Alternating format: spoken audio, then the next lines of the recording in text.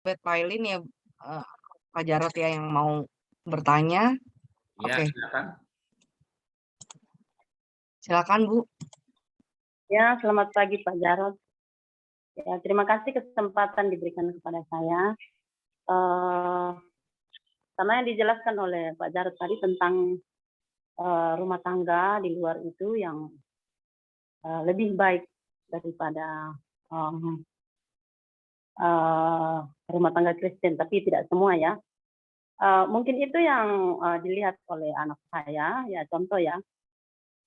Dari lingkungan dan berita-berita media online bahwa banyak sekali KDRT di dalam rumah tangga Kristen yang ada di Indonesia. Oleh karena itu, ketika dia menikah, dia lebih memilih orang luar. Ya, dalam hal ini dari Australia. Ya, diarahkan untuk mencari pasangan di orang Indonesia lah. Tetapi apa jawabnya? Ah, nikah dengan orang Indonesia sadis-sadis. Baik perkataannya, tangan dan kakinya.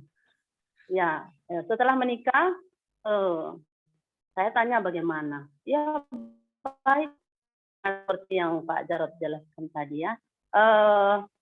Ada satu hal yang saya lihat, tapi ini mungkin sesuatu ya karena anak-anak kita berikan kebebasan untuk memilih. Dia juga bilang, ah kalau nikah dengan orang Indonesia ada masalah, orang tuanya juga ikut. Ya apa-apa laki-laki itu ditempatkan sebagai priai.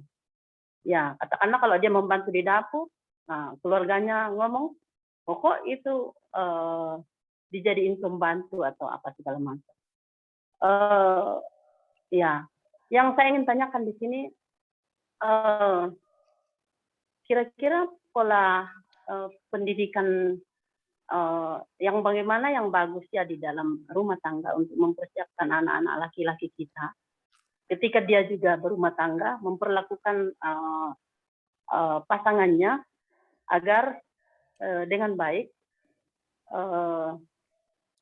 agar kasus seperti anak saya ya secara khusus ya karena saya melihat budaya yang sangat berbeda antara orang luar dan kita. Dan itu menjadikan anak kedua saya juga kalau bisa mendapatkan jodoh orang Indonesia. Terima kasih. Ya, ya, anak saya nomor 1 sudah menikah.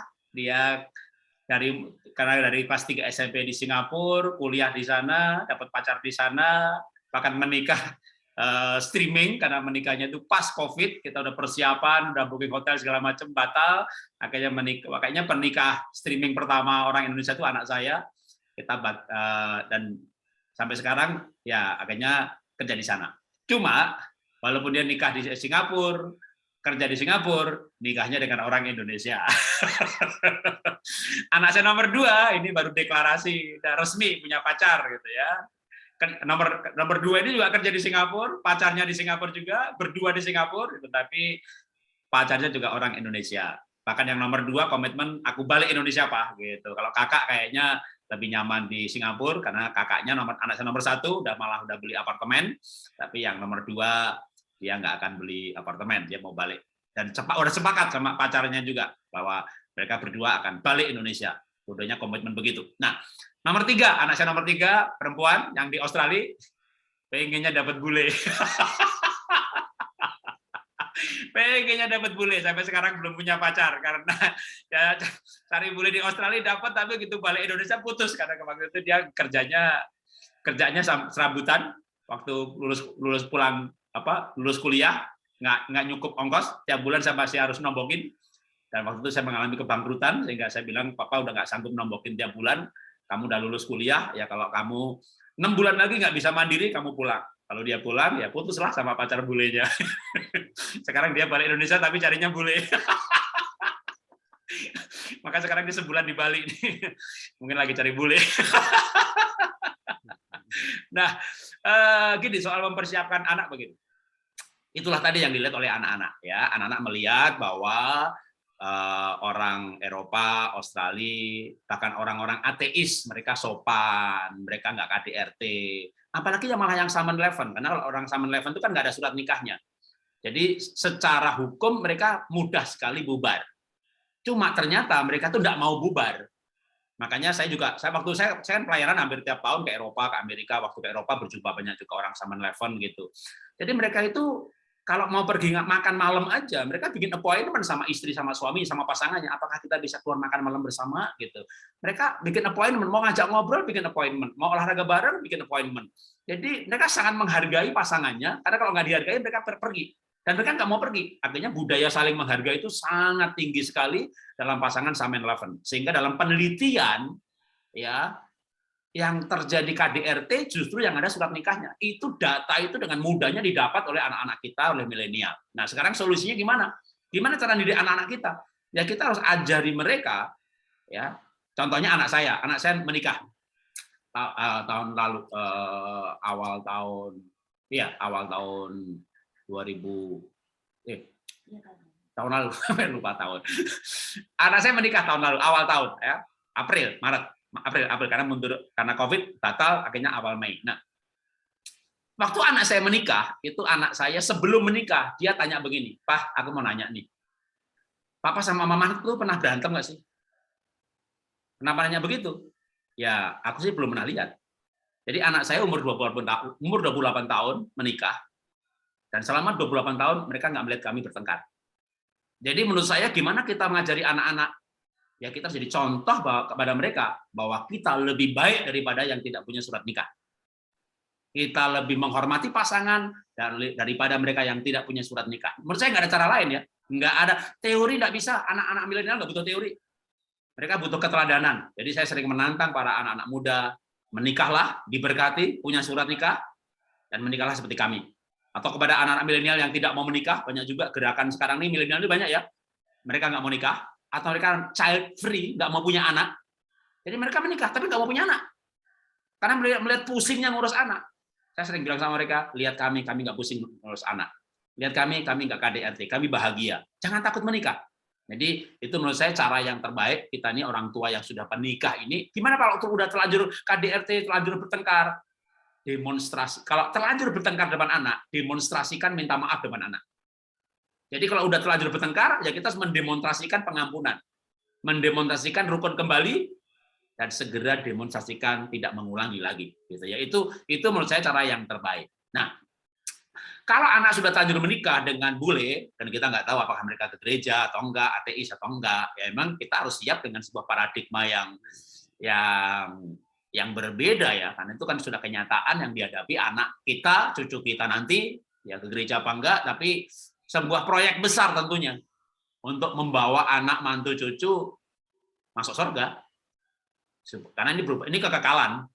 Jadi mereka tidak percaya Tuhan, tapi kan kita percaya, dan kita yakin yang kita percaya ini benar. Jadi kalau punya anak mantu menikah dengan bule dan mereka tidak sungguh-sungguh dalam Tuhan, mungkin beragama tapi nggak ke gereja, nggak beribadah, bahkan mungkin dengan cepat akan terseret dalam gerakan kebaikan yang namanya New Age Movement, kita harus berjuang sungguh-sungguh untuk merebut ya jiwa mereka, nyawa mereka, ya dengan segala hal yang kita bisa lakukan. Ya kalau saya puji Tuhan, anak-anak kami semuanya takut akan Tuhan. Tapi bagi mereka yang anaknya menikah lintas bangsa, itu bahaya pertama. Yang kedua, budaya kita harus fleksibel ya.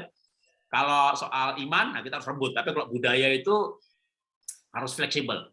Bahkan kalau kami kalau ini pagi-pagi ya, kalau saya bangun pagi, saya bikin kopi buat istri saya. Kalau istri saya lagi ada Zoom pagi, ya saya kadang cuci piring. Jadi saya mendemonstrasikan kepada anak-anak bahwa laki-laki itu dapur nggak apa-apa. Puji Tuhan, anak saya perempuan punya mantu saya laki-laki juga pintar masak. Dan kami nggak memandang rendah seorang laki-laki yang masak di dapur. Ya, karena saya sendiri juga kalau pagi kadang bikin kopi buat istri gitu ya. Jadi cara paling bagus adalah kita memberikan sekali lagi teladan. Nggak ada mindset bahwa laki-laki itu harus dilayani. Walaupun kadang di keluarga saya agak syok ya. Adik-adik saya datang ke rumah saya, tentu dengan ipar saya, gitu ya. Adik saya dengan suaminya datang ke rumah. Lalu istri saya kebetulan nawarin ke adik dan ipar gitu ya, mau minum kopi nggak? Mau gitu. Istri saya nawarin. Saya lagi bikin kopi kan. Lalu istri saya bilang, yang tambah 3 gelas. Waktu istri saya bilang tambah 3 gelas, adik sama ipar saya jadi sungkan. Nggak jadi. Sungkan karena saya yang bikin gitu. Kenapa kan nyuruh pembantu? Di rumah saya ada pembantu 3 orang. Tapi kan kalau saya ini kan kalau bikin kopi sendiri rasanya mantep gitu ya. Jadi juga saya juga membuatkan buat adik dan ipar saya itu bagi saya nggak masalah. Tapi ipar saya yang sungkan. Lalu nggak jadi air putih aja. Nah rupanya budaya di keluarga besar saya itu masih kayak tabu. Kok suami bikin kopi? Kok istri minta kopi sama suami? Nah ini budaya. Yang menurut saya budaya itu kita boleh fleksibel. Tapi kalau dosa, kita nggak boleh fleksibel. Kita harus tegas terhadap dosa. Firman Tuhan ajarkan apa, gitu ya? Kan firman Tuhan juga soal laki-laki mau mendidik anak, mau masak, sebenarnya itu bukan esensi. Esensi laki-laki Alkitab ajarkan kepala. Kepala itu berarti punya tujuan, mengambil keputusan, dan bertanggung jawab. Nah ini harus, laki-laki harus punya tujuan, bertanggung jawab, berani mengambil keputusan. Mau tambah satu lagi, di atas esensi sebenarnya adalah posisi imam dalam keluarga. Jadi suami harusnya imam dalam keluarga. Itu menurut saya harus. Makanya kalau kita punya anak laki-laki, kita pastikan dia lahir baru dan dia melayani Tuhan. Kalau anak kita perempuan, kita ajarkan dia menghormati suami, sekalipun anak kita perempuan lebih pintar, lebih pandai, lebih kaya. Anak saya perempuan gaji lebih tinggi daripada suaminya. Tapi kita ajarkan dia untuk menyatukan keuangan menjadi satu. Ya, kita ajari anak kita perempuan, anak saya perempuan beasiswa, pinter, pembicara internasional, gajinya lebih gede. Kita ajari jadi istri. Jadi tergantung anak kita laki atau perempuan. Tapi sekali lagi dalam hal budaya kita boleh fleksibel, tapi dalam hal kebenaran kita harus radikal. Tuhan memberkati.